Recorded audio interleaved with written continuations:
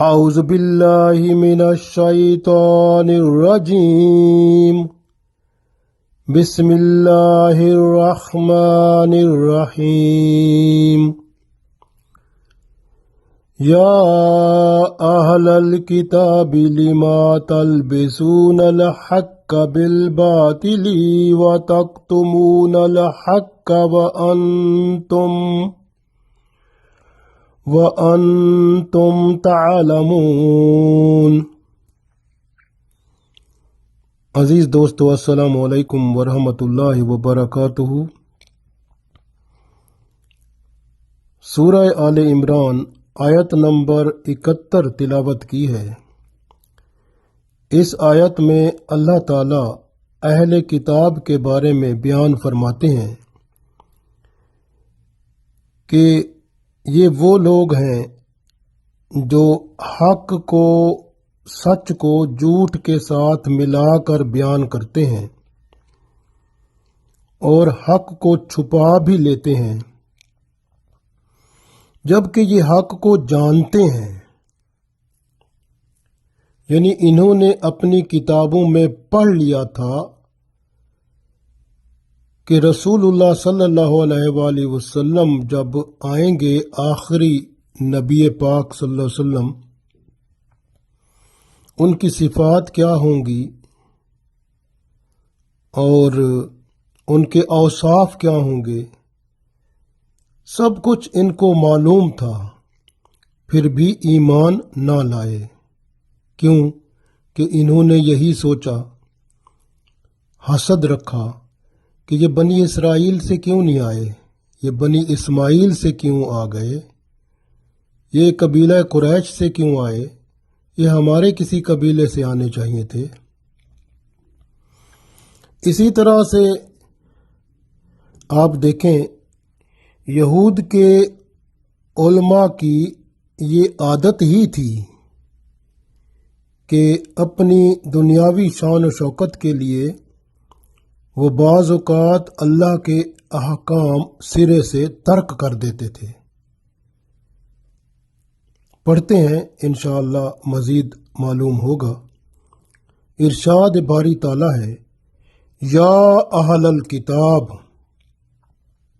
اے اہل کتاب، لما تلبسون، لما کیوں، تلبسون ملاتے ہو، حق کا، حق کو، بالباطل، باطل کے ساتھ، یعنی حق کو جھوٹ کے ساتھ کیوں ملاتے ہو، وَتَكْتُمُونَ الْحَقَّ، اور حق کو تکتمون یعنی چھپاتے ہو، حق کا، حق کو، اور حق کو چھپاتے ہو، وَأَنْتُمْ، اور تم، تعلمون جانتے ہو، یعنی تم جان بوجھ کر حق کو چھپا لیتے ہو۔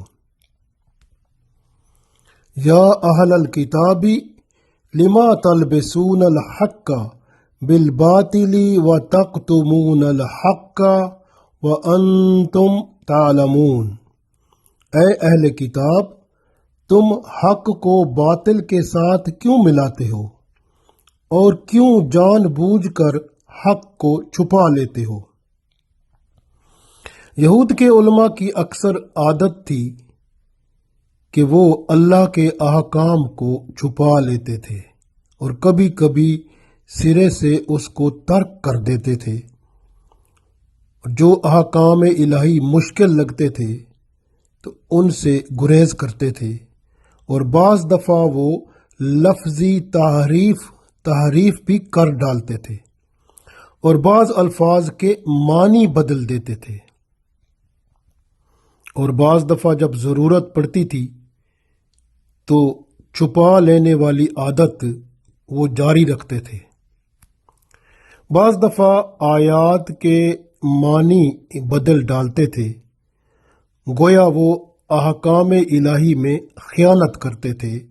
تحریف لفظی یا تحریف معنوی ان کی عادت تھی، اس لیے فرمایا تلبسون الحق، تلبسون یعنی ملاوٹ کرنا، حق کا، حق میں، تو حق میں ملا دیتے تھے تو باطل کو، تلبسون الحق بالباطل، یعنی یہ علماء سو تھے۔ انہوں نے تحریفات میں دیکھ لیں، جیسے حضرت ابراہیم علیہ السلام کے بارے میں، یا حضرت اسماعیل علیہ السلام کے بارے میں، یا تعمیر بیت اللہ کے بارے میں، یا رسول پاک صلی اللہ علیہ وآلہ وسلم کی پیش گوئیاں جو تھیں، ان سب کو چھپا لیا تھا۔ اسی طرح سے زبان سے بعض ان میں ایسے بھی تھے جو اسلام کا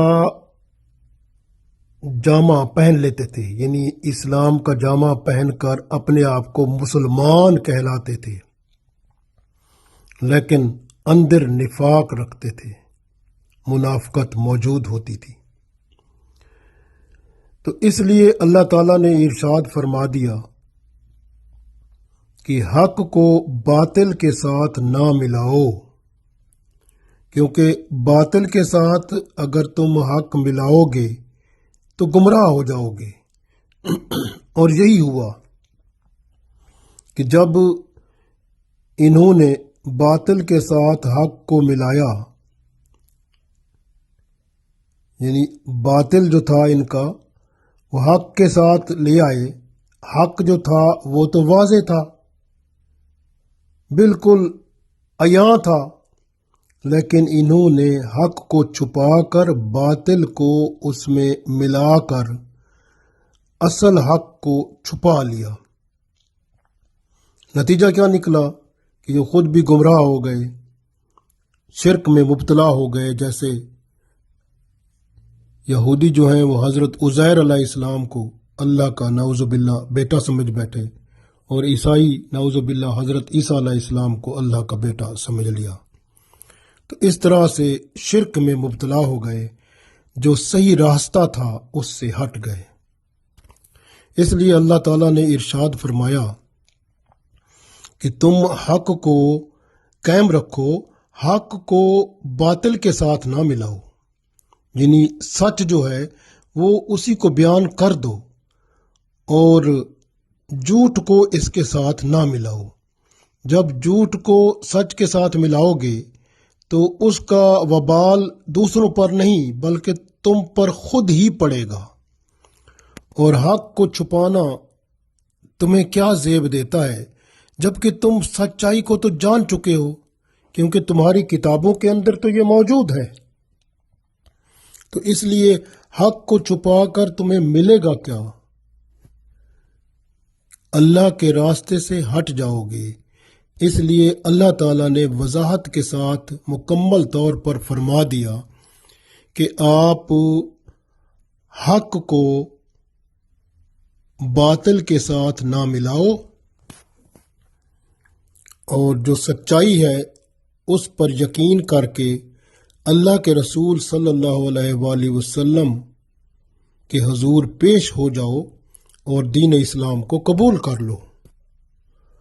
اور یہ قیامت تک کے لیے اللہ کا حکم ہے کہ وہ لوگ جو اہل کتاب ہیں، اب ان کی کتابوں میں حق اور سچ نہ رہا، اس لیے فرما دیا کہ ان کتابوں میں ملاوٹ ہو گئی ہے۔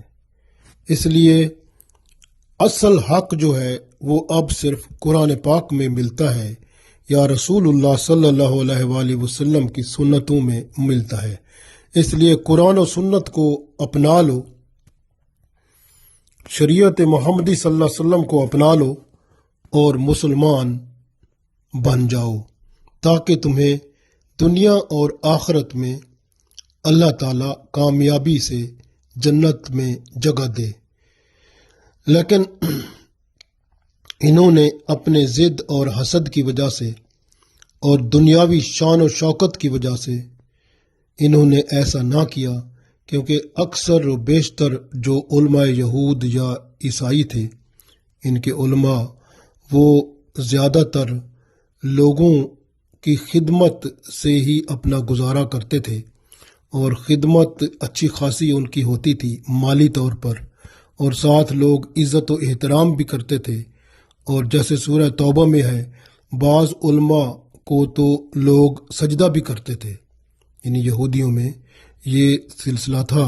تو اس لیے ان لوگوں نے اپنی دنیاوی قدر و منزلت کو ہی مقدم جانا اور آخرت کو چھوڑ دیا۔ تو اس لیے اللہ نے فرمایا یہ اس کا نتیجہ ہے کہ آپ نے حق کو، سچ کو جھوٹ کے ساتھ ملایا، تو کیا ہوا کہ جب کہ آپ جانتے تھے اور حق کو چھپا کر جس کا آپ کو معلوم تھا، تو آپ خود بھی گمراہ ہو گئے اور دوسروں کو بھی گمراہ کر بیٹھے۔ تو اس لیے قیامت کے دن دوہرا گناہ کا وہاں عذاب ہوگا۔ اس لیے اللہ تعالیٰ نے یہ واضح طور پر فرما دیا ہے کہ حق کو، سچ کو جو بھی جھوٹ کے ساتھ ملائے گا وہ نقصان میں ہی رہے گا، اور وہ اہل کتاب نے جس طرح یہ کیا تھا وہ پھر انہی کے ساتھ ہی حشر پائے گا۔ آج بھی اگر قرآن و سنت کی کسی بات کو جو علماء کرام چھپا لیں گے یا چھپا لیتے ہیں تو وہ بھی انہی کے ساتھ ہی حشر میں ہوں گے۔ اس لیے اللہ تعالیٰ سے دعا کرتے ہیں کہ اللہ تعالیٰ ہمیں حق اور سچ پر، شریعت محمدی صلی اللہ علیہ وآلہ وسلم پر مکمل طور پر کاربند فرمائے اور اس دنیا میں اور آخرت میں کامیاب و کامران فرمائے۔ آمین۔